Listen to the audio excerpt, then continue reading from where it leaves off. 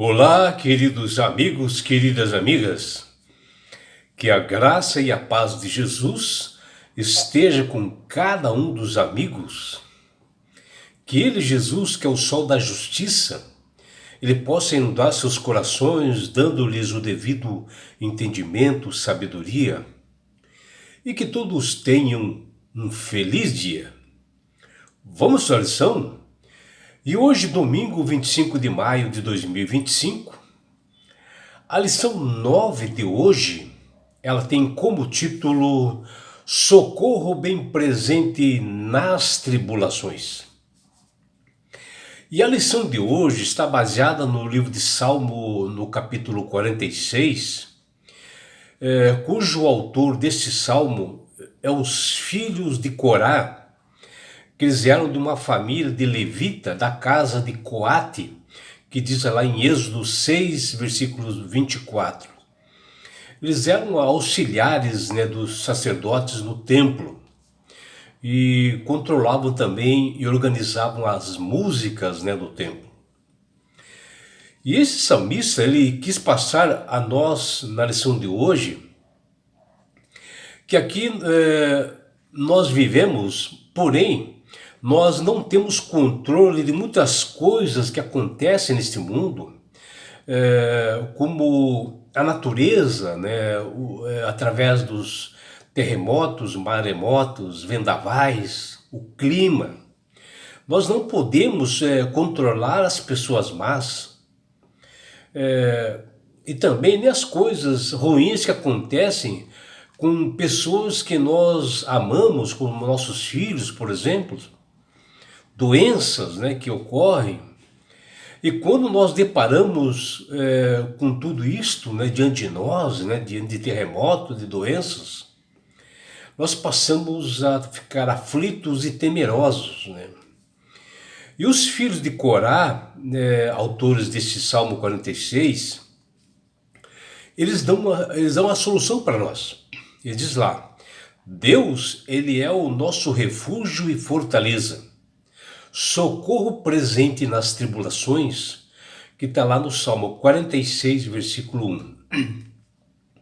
E assim, em meio às maiores aflições e turbulências, que é muito comum no mundo de hoje, o povo e as pessoas comprometidas com o Senhor poderão confiar plenamente e recorrer a Deus que tudo criou, porque Ele está no comando desse mundo, e é Ele que controla toda a natureza, todo o clima, e Ele colocará tudo no seu devido lugar.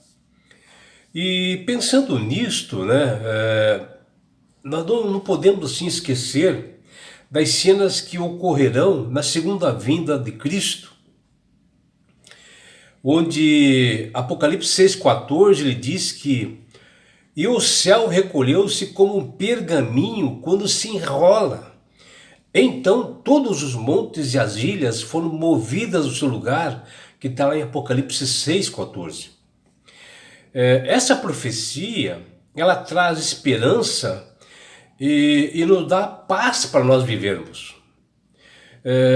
Esperando e apressando a vinda do dia do Senhor, do dia de Deus. E por causa desse dia, os céus incendiados serão desfeitos e os elementos se derreterão pelo calor, conforme 2 Pedro 3,12. E, amigos, há pouco tempo nós passamos ali por uma tremenda pandemia de Covid-19, sem precedentes, com muitas mortes ocorreram, pessoas aflitas. E temos também uma crise econômica no mundo hoje, um aquecimento global e um crescente êxodo de refugiados de guerras e conflitos na África, na Europa, aqui na América do Sul. Às vezes por políticos não saberem controlar seu país, elas fogem para outros países. E são conflitos assim infindáveis. E o mundo está vivendo assim, um período de grande transtorno. E até muitos que não são atingidos diretamente por tais situações, em meio às turbulências da vida, têm entrado nessas estatísticas de doenças como depressão, né, de ansiedade, provocadas assim por medo, por angústia, e muito presente nos dias de hoje. Mas nós temos que estar atentos, porque muitas coisas ocorrerão nos fins dos tempos que antecedem a segunda vinda de Jesus a este mundo. E que estão preditas, né, no Antigo Testamento, como por exemplo no livro de Salmos, e principalmente no Novo Testamento, através do livro de Apocalipse, que abalará muitas pessoas despreparadas. Porém, tem soado, principalmente hoje, alarmes falsos, né? Principalmente a escolha do oitavo Papa, né? Conforme a profecia de Apocalipse, que eles acham que é isto, como início de sinais de proclamação de decretos, né? Que antecedem a vinda de Jesus. E dão assim, um enfoque exagerado no problema, e as pessoas se esquecem que o solucionador, aquele que vai resolver os problemas de cada ser humano, o nosso advogado, que é Jesus, que somente Ele pode realmente nos mostrar esses sinais verdadeiros da sua segunda vinda e esses acontecimentos, né, de perseguições, de aflições que ocorrerão antes da sua vinda. E tudo o que está acontecendo tem sim o seu lugar, né, no cumprimento das profecias bíblicas, né? Mas não devem ser um fim em si mesmos. A nossa posição como cristão, aquele que obedece os estatutos e mandamentos de Deus e que tem como Jesus e Salvador e Senhor das suas vidas, deve ser assim a de dar um sonido certo, correto ao mundo, como o salmista diz nessa lição de hoje, que diz lá: Deus é o nosso refúgio e fortaleza, socorro bem presente nas tribulações.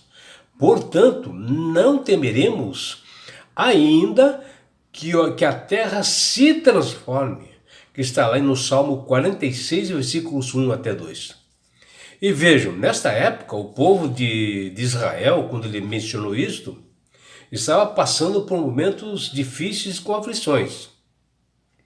E o Salmo 46 foi feito pelos filhos de Corá, que eram levitas, está lá em 1 Crônicas, capítulo 6, e versículos 16 e 22, que eles eram responsáveis, né, pela música do templo e pessoas realmente consagradas a Deus. Essa informação pode explicar a referência ao templo como o santuário das moradas do Altíssimo, né? Um lugar de encontro com Deus, a igreja, né? Onde lá podemos ser transformados e conversar com Deus. É claro, você pode conversar em qualquer lugar, mas Deus dá um dia separado para você fazer isto, dá um lugar separado para você fazer isto, e Deus promete transformar as pessoas. Está lá no Salmo 46:4. E de acordo com o Salmo, os perigos encontrados aqui são de natureza dupla. Eles não são somente de ordem natural, como em algum tipo assim de terremotos cósmicos, né? Que envolve elementos terrestres e aquáticos, como montanhas também são abaladas, como fala lá no Salmo 46:3, e montanhas são removidas para o meio do mar, como o próprio salmista diz lá no Salmo 46:2. Os perigos de cataciclismo também são devidos ao ataque violento provocado pelo inimigo dos humanos. Como nós vemos na frase, né? Bramo as nações, né?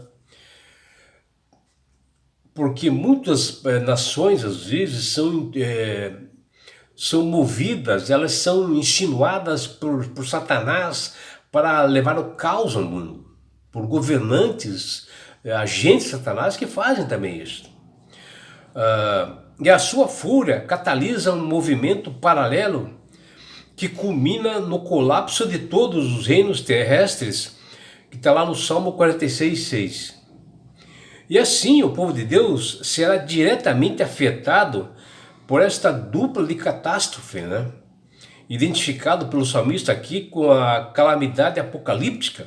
Porém, os fiéis a Cristo, ele diz, o salmista, não temeremos, que ele foi inspirado através de Deus,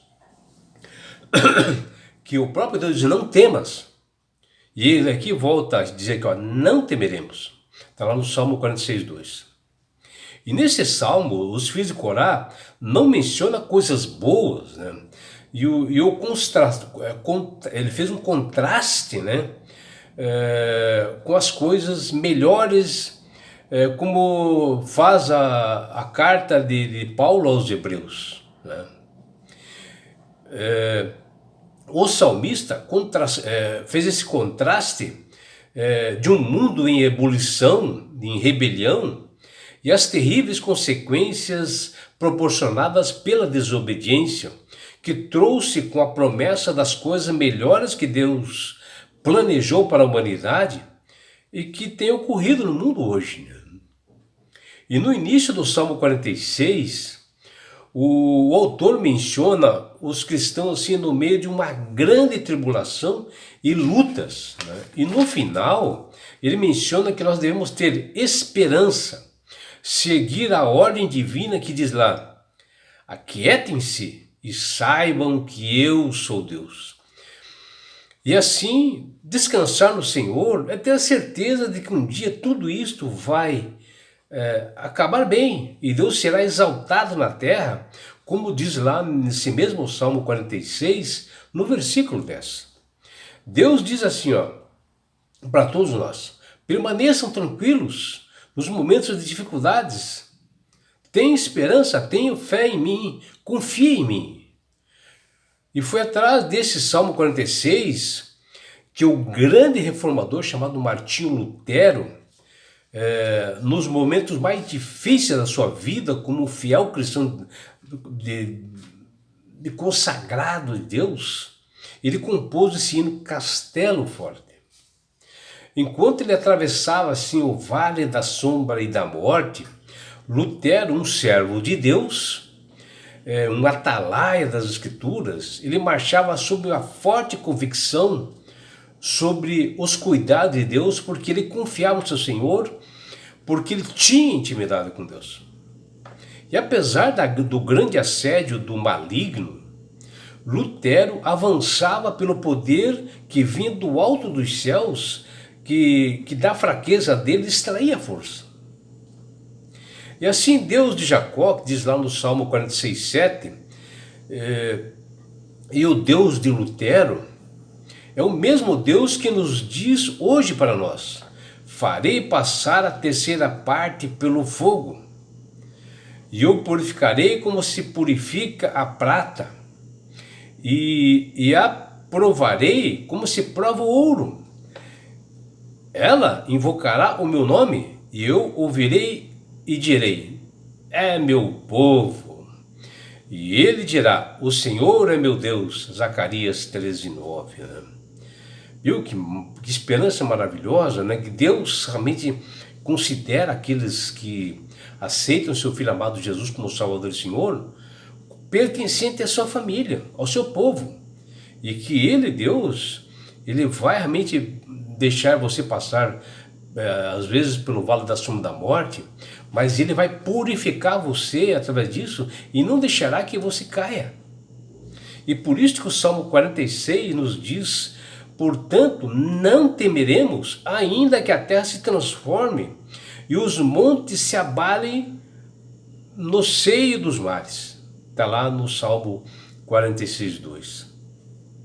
Temos que agir que nem o Lutero, né? Que com fé confessa no Senhor, apesar do assédio constante de Satanás para cima dele, ele avançava em frente decidido pelo poder do Espírito Santo, que dava da fraqueza que ele tinha, e extraía forças para que ele continuasse a lutar.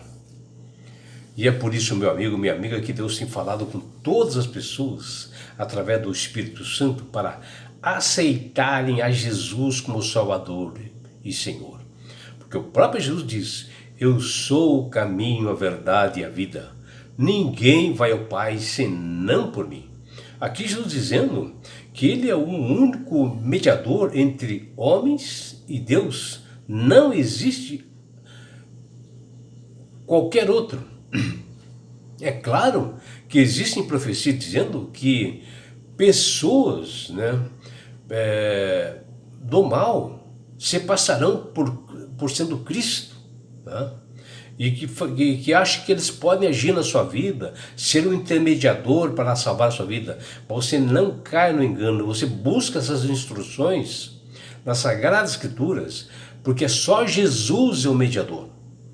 E quando você aceita verdadeiramente Jesus como Salvador e Senhor da sua vida, obedecendo seus estatutos e mandamentos, você passa a ser uma pessoa sábia, de entendimento, sabe manusear bem essas Escrituras e não vai cair nesses enganos. E quando você aceita verdadeiramente Jesus, você ganhará de presente de Deus a salvação. E com isto, na grande volta de Jesus a este mundo, Jesus, ele levará você, seus filhos, sua família, seus amigos e todos nós para as mansões celestiais. Um lugar, meu amigo, minha amiga, onde lá não haverá mais morte, mais dores, mais aflições, não haverá perseguições. Você estará no céu. Você poderá abraçar seus entes queridos, participará da grande bodas do Cordeiro, do casamento do noivo, Jesus, com a sua igreja, a noiva, que somos nós, numa grande festa. E você, meu amigo, minha amiga, terá uma grande oportunidade de estar assim, face a face com Jesus. Já imaginou? E sabe por que Deus quer fazer isto com você, minha amiga? Com você, meu amigo? Porque Jesus te ama. Abraços do seu amigo João Carlos Amorim.